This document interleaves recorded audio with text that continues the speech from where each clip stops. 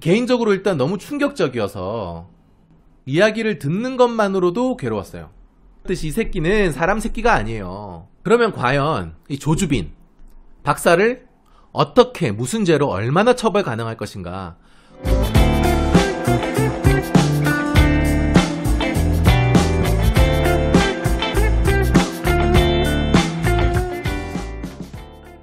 안녕하세요 시청자 여러분, 이변변의 모르는 게 죄 제1회 시작하겠습니다. 일단 첫 번째 방송인 만큼 제 소개를 간단하게 하고 시작할게요. 저는 이승훈 변호사라고 합니다. 예전에는 이변변이라는 아이디로 온라인에서 거의 수천 건 무료 법률 상담을 진행했었거든요. 그래서 그 뒤로부터는 그냥 온라인에서 활동할 때는 이변변이라는 이름을 쓰고 있어요. 그래서 제목을 이렇게 정했고요. 간단히 제가 어떻게 살아왔는지 말씀드리면, 학부 졸업하고 처음에는 은행원이 됐습니다. 그러다가 변호사 된 지는 이제 9년 차. 처음 변호사 되고는요, 글로벌 보험사에서 사내 변호사로 일했었고요. 그 이후에는 로펌으로 이직해서 소송을 한 5년 정도 한 것 같아요. 그러다가 이제는 독립할 수 있는 역량이 어느 정도 생겼다라는 자신이 들었을 때 한 2년 전에 독립해서 제 사무실을 차렸고, 지금은 수원에 있는 법률사무소 파란의 대표 변호사로 있습니다. 지금 SBS 이재익의 정치쇼에서 이제 매주 1시간씩 생방송으로 출연해서 정치와 법조 분야에 대해서 해설하는 패널을 맡고 있습니다. 그런데 어쩌다가 이 유튜브 방송을 시작하게 됐느냐 말씀을 드리면, 제가 아까 말씀드린 그 공중파 방송, SBS 방송 외에도 각종 팟캐스트나 유튜브에 여기저기 출연을 많이 했어요. 특히 제가 얼마 전에 직업을 소개하는 유튜브 방송인데 까레라이스라고 있습니다. 거기에 변호사로서 출연했을 때 정말 많은 분들이 좋아해 주셨고요.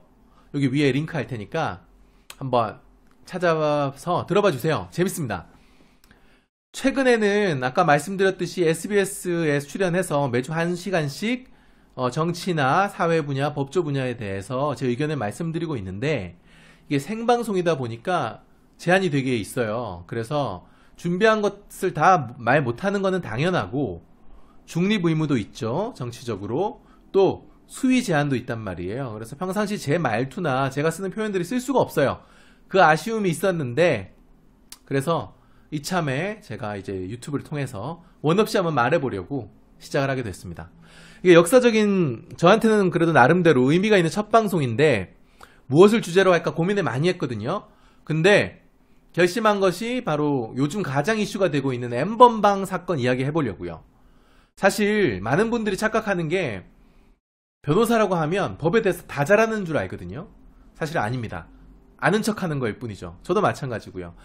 이혼이나 뭐 대여금 소송, 손해배상 소송 같은 이런 기본적인 사건은 모든 변호사가 다 할 줄 알고 잘하는 것은 맞아요. 하지만 특수 분야에 대해서는 각자 전문가들이 따로 있거든요.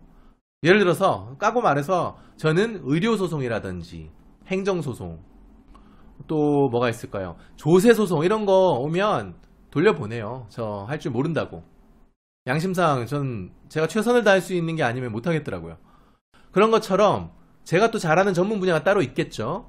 민사 쪽으로는 상가나 임대차, 뭐 집합건물 이쪽이고, 형사로는 성범죄, 그리고 온라인상에서 일어나는 명예훼손이 제 전문 분야예요. 실제로 대한변협에서 공인하고 있는 형사 전문 변호사이기도 하고요. 변호사 중에서 약 3% 정도가 형사 전문 변호사거든요. 근데 이번 N번방 사건은 성범죄죠. 또 온라인에서 일어나고 있는 명예를 훼손하는 전형적인 온라인 범죄란 말이에요.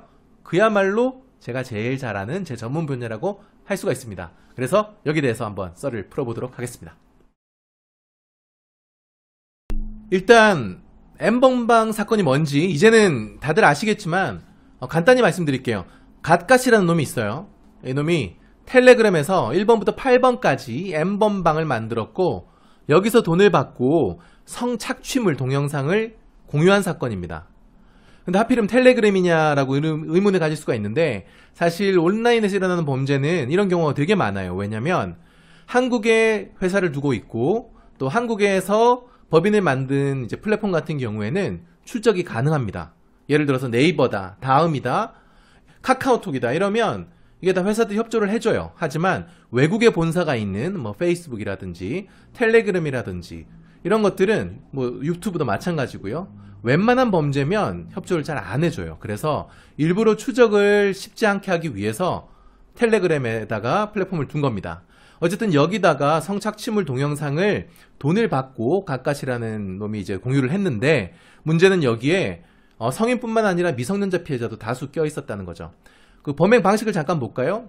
여기 가까스의 공지를 보여드리겠습니다. 읽어보면 기가 막히죠. 여기 공유되는 아이들의 영상은 여자아이들 협박해서 얻어낸 자료입니다. 시키는 대로 하지 않아 도망간 아이들이니 마음껏 뿌리세요. 시키는 일을 다 수행한 노예들 영상 등은 뿌리지 않습니다. 일단 여성 피해자들을 노예라고 부르는 것부터가 기가 막힌데 이제 대충 수법이 보이죠. 그 뒤에 이제 가까시 은퇴를 하게 돼요. 말에 따르면 뭐 20살인데 수능 보러 갔다는 얘기도 있고 어쨌든 아직 검거는 안 됐죠. 그 뒤에 이번에 검거된 일명 박사, 실명은 조주빈이라고 하고요. 가까시랑 비슷하게 박사방을 만들어서 훨씬 대규모로 조직적으로 유료 회원을 모집해서 성착취물, 성노예물을 제작하고 공유했습니다. 근데 그 수법이 솔직히 인간이 맞나 싶을 정도로 사악해요. 전 솔직히 사람 새끼도 아니라고 봐요. 이거 악마지. 특히 저는 여러분들이 이제 방송 보도나 이런 걸 통해서 아시기 전에 제 직업이 직업인 만큼 미리 개인적으로 알고 있었어요. 동료 변호사가 이 사건 피해자의 대리를 맡게 됐거든요. 그래서 처음 접했는데 개인적으로 일단 너무 충격적이어서 이야기를 듣는 것만으로도 괴로웠어요. 특히 이제 미성년자 피해자들이 성착취를 당하는 그 구체적인 내용을 들었는데 사실 제가 잘못한 게 없는데 죄책감마저 드는 거예요. 어떤 느낌인지 대충 아실 것 같은데 이제 자해를 시키기도 하고 또 여성의 중요 부위에 벌레를 집어넣고 점점 견디기 힘들었거든요. 근데 이제 마지막으로 이제 미성년자 여자아이한테 더 어린 남동생에게 이제 과연 성행위를 강요하는 그런 내용도 나왔어요. 저 그냥 자료를 덮었어요. 이제 못 읽겠는 거예요. 저도 사실 별의별 범죄를 다 접하거든요. 특히 이제 성범죄가 전문이라고 했잖아요. 별걸 다 봤는데 이런 게 일상인 저한테도 제 양심과 감수성으로는 감당 가능한 수준을 넘어선 거예요. 그래서 솔직히 읽다가 덮었습니다. 그래서 일부러 잊고 살았는데 이제 사회적으로 이슈가 되기 시작한 거예요. 사실 더 구체적이고 잔인한 사례도 알고는 있지만 일단 입에 담는 것만으로도 제가 더러워지는 느낌이고요. 나아가 여러분들도 영혼의 상처를 입을 수 있기 때문에 그 구체적 범죄 형태는 일단 생략을 할게요. 그러면 이제 박사는 대체 누구지 한번 알아볼까요? 어제죠. 3월 23일자로 박사의 신상이 SBS에서 처음 공개됐습니다. 95년생이고요. 이름은 조주빈입니다. 사진 보시면 나오죠. 인하공업전문대학 정보통신과 졸업이고요. 지금 한창 이 사람과 관련해서 논쟁이 있어요. 일배하는 구구다, 아니다, 현 정권을 지지하는 진보다, 서로 싸우던데 사실 아무런 의미가 없습니다. 우리 이거 논쟁하는 시간에 한 번이라도 조주빈을 더 까는 게 답입니다. 솔직히 까고 말해서 정치 성향이 무슨 상관이에요. 미통당을 지지하든 민주당을 지지하든 결국 사람이잖아요. 근데 제가 앞서 말씀드렸듯이 이 새끼는 사람 새끼가 아니에요. 악마 새끼거나 짐승 새끼거든요. 여러분 지나가는 삼색 길냥이의 정치 성향 궁금하세요? 전 하나도 안 궁금하거든요. 그거랑 마찬가지예요. 의미 없는 논쟁은 하지 맙시다. 진짜 중요한 거는 나쁜 놈들 처벌하고 다시는 이런 일이 없도록 어떻게 하는지 이 부분이죠. 그러면 과연 이 조주빈 박사를 어떻게 무슨 죄로 얼마나 처벌 가능할 것인가. 그래도 제가 변호사니까 이제 법 얘기를 해볼까요? 카메라로 원하지 않은 영상을 억지로 찍게 하면 성폭력 방지법에 위반이에요. 또 원하지 않은 행위를 한 거는 형법상 강요죄나 협박죄도 적용되고요. 실제로 어떤 놈들은 피해자를 찾아가서 모텔방에서 강간을 하기도 했대요. 이런 거는 당연히 뭐 강간죄, 또 미성년자를 상대로 강간이나 간음을 하고 강제추행을 한 거는 아동청소년보호법상 강간 강제추행죄 등등 적용할 법조는 정말 많습니다. 하지만 제가 바라는 거는, 그리고 여러분이 바라는 거는 법정 가장 강력한 처벌, 무기징역입니다. 사형은 일단 불가능하고요. 그럼 무기징역을 때려야 되는데 이런 놈한테는 그 핵심은 뭐냐? 지금 보이는 아동청소년 성보호에 관한 법률 제11조 아동청소년 이용 음란물 제작죄입니다. 법정형이 무기징역 또는 5년 이상이에요. 우리나라는 죄를 어떻게 계산하냐면 죄가 아무리 수십 가지가 있어도 형량 계산하는 법은 똑같아요. 일단 제일 중한 죄를 찾아서 거기에 1.5배를 하는 겁니다. 근데 무기징역의 1.5배는 뭐겠어요? 무기징역이죠. 이 조항을 적용하면 깔끔하게 무기징역 때릴 수 있습니다. 물론 조주빈에게도 변호사가 있겠죠.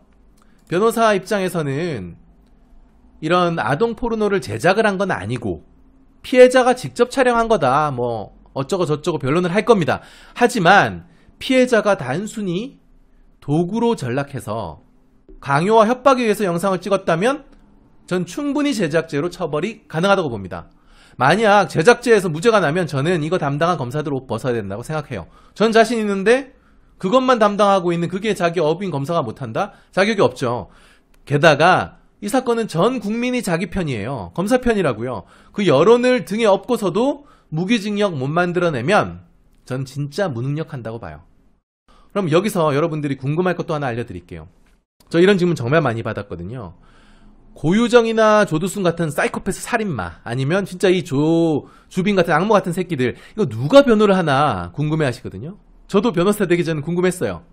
일단 대부분 평범한 변호사들은 변호를 거부합니다. 진짜 돈을 많이 줘도 거부해요.